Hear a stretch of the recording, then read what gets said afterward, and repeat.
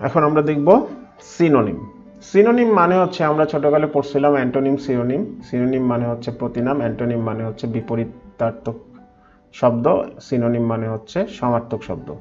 তো সিনোনিম মানে হচ্ছে আমরা যদি কোনো টেবিলের উপর একটা সিনোনিম ক্রিয়েট করি, সামথিং লাইক যে create synonym D some for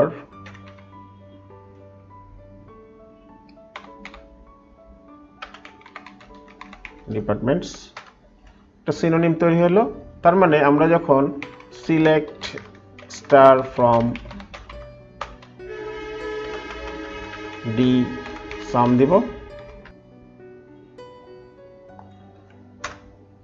তাহলে আমরা যদি সিলেক্ট স্টার ফ্রম ডি সাম দিই তাহলে ওই টেবিলটাই দেখাচ্ছে যে টেবিলটার উপরে সিনোনিম করা আছে, ডিপার্টমেন্টস।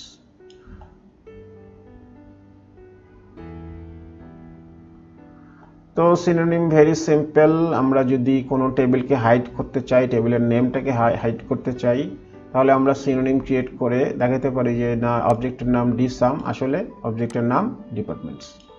সো এভাবে আমরা সিনোনিম ক্রিয়েট করতে পারবো। আর সিনোনিম কিভাবে ড্রপ করব? Very simple, drop synonym synonym name.